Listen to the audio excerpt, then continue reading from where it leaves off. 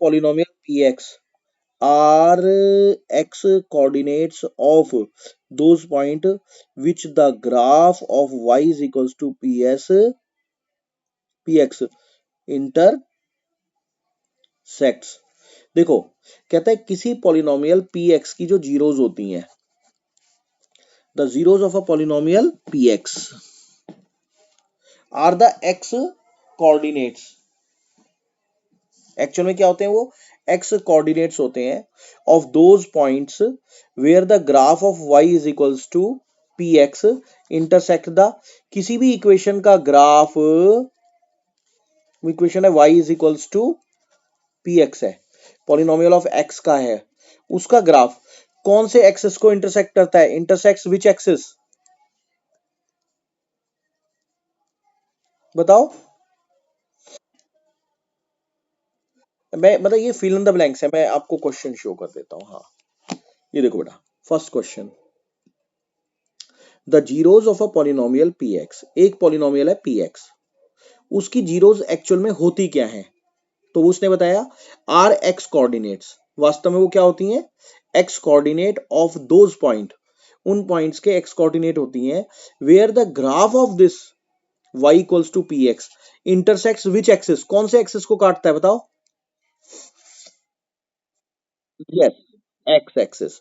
तो इस क्वेश्चन का आंसर हो गया x axis, fill in the blanks में आ जाएगा एक्स एक्सिस। तुमने देखा था 2.1 एक्सरसाइज में जितने भी क्वेश्चन किए थे, y is equals to p x polynomial दिया हुआ है, जैसे ये वाला पॉलिनोमियल है, ये एक्स एक्सिस को कितने पॉइंट्स पर काट रहा है,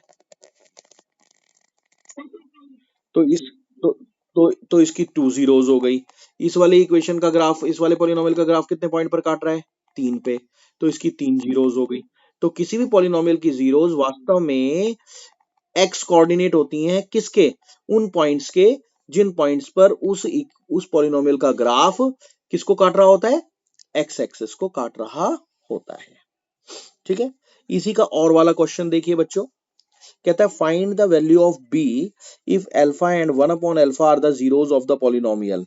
देख लो ध्यान से सुनना, ए एक्स स्क्वायर पॉलिनोमियल है, b x plus c equals to, ओहो, एक तरफ पॉलिनोमियल कह रहा है और एक तरफ इक्वल टू जीरो भी लगा रहा है,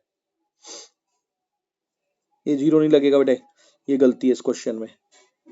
ए x square plus b x plus c एक पॉलिनोमियल दिया हुआ है, इस पॉलिनोमियल की जीरोज क्या है, alpha and one upon alpha. समझ गए बात को या नहीं समझे, ये जीरोज एक दूसरे की क्या है,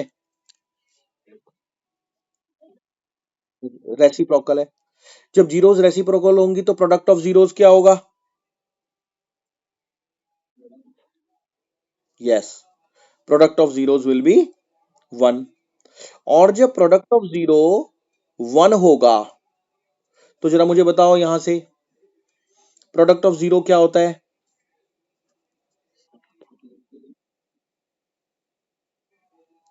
प्रोडक्ट ऑफ जीरोज हो गया वन, और वो होता है सी अपॉन ए, क्या होता है,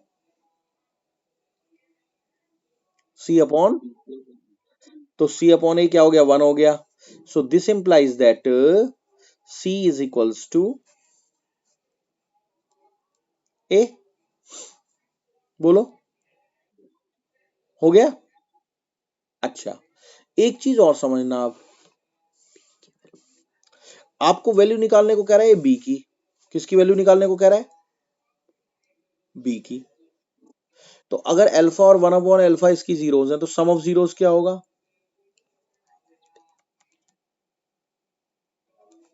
alpha plus one upon alpha. Hmm मैं कुछ और देख रहा हूँ ना, sum of zero minus b upon a होगा, बट यहां से क्या निकालेगा, find the value of b कहता है।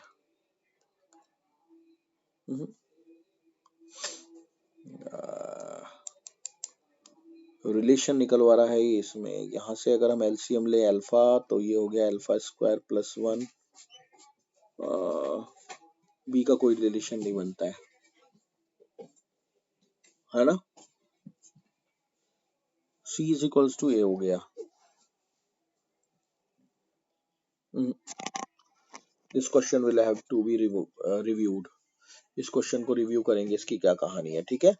क्योंकि ये अगर हमें अल्फा और 1 अल्फा दे रहा है ना जीरोज, तो रेसिप्रोकल के केस में प्रोडक्ट ऑफ जीरोज होता है, तो प्रोडक्ट ऑफ जीरो से रिलेटेड इसको कुछ पूछना चाहिए था, इसको सी और ए से संबंधित कुछ पूछना चाहिए था, बट ये नहीं पूछ रहा है, तो इसलिए इस क्वेश्चन को बाद में देखेंगे। ये क्वेश्चन मेरे हिसाब से इसमें कुछ ना कुछ कमी